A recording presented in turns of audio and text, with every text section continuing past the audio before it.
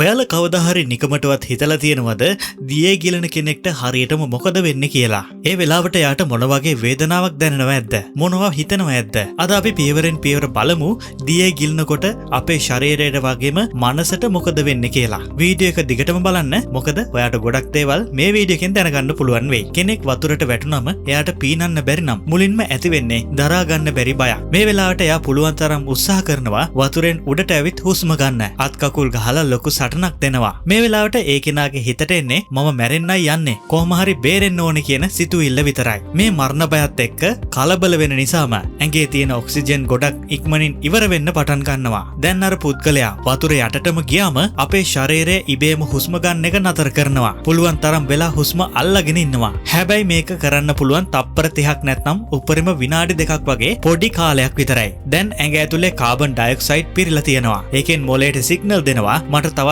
බෑ ඉක්මනින් හුස්ම ගන්න කියලා. මේ වෙලාවට පපුව හරිය ලොකු වේදනාවක්. ඒ කියන්නේ පපුව පුපුරන්න වගේ තදවීමක් දැනෙනවා. දැන් හුස්ම අල්ලගෙන ඉන්නම බැරි තැනට ආවම අදාළ පුද්ගලයාට ඉබේම හුස්මක් ගැනෙනවා. හැබැයි අවාසනාවට වාතය වෙනුවට උගරට යන්නේ වතුර.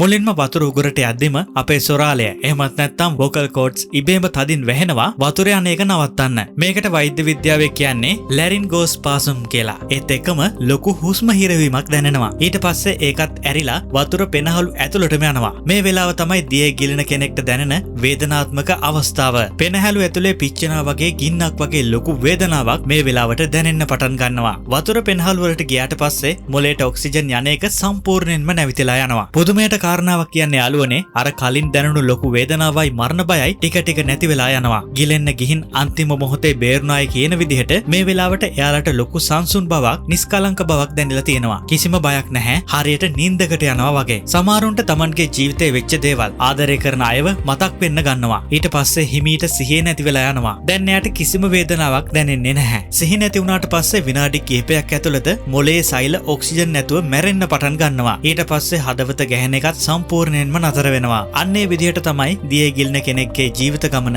අවසන් වෙන්නේ. ඉතින් යාළුවනේ මේක අහද්දි ටිකක් දුක හිතෙන බය හිතෙන දෙයක් වුණත් මේක තමයි විද්‍යාත්මක සත්‍යය. ඒ නිසා මේ වීඩියෝ එකෙන් මම ඔයාලට දෙන ලොකුම පණිවිඩය තමයි වතුර එක්ක ගනුදෙනු කරද්දී හැමතිස්සෙම පරිස්සම් වෙන්න. නොදන්න වතුරට ගැඹුරු තැන් වලට බහින්න යන්න එපා. ඔයාලට අද වීඩියෝ එකෙන් අලුත් දෙයක් ඉගෙන ගන්න ලැබුණා නම් අනිවාර්යෙන්ම ලයික් එකක් දාන්න. යාළුවන්ටත් බලන්න ෂෙයා කරන්න. ඒ වගේම දැනුම් පිපාසය අපේ YouTube channel එක subscribe කරලා එකතු වෙන්න. ඒ වගේම අපේ දැනුම් පිපාසයේ Facebook page එකත් follow කරලා තියාගන්න අමතක කරන්න එපා. තවත් මේ වගේම වැදගත් වීඩියෝ එකකින් අපි ආයෙත් හමු වෙමු. හැමෝම පරිස්සමින් ඉන්න. සුබ දවසක්.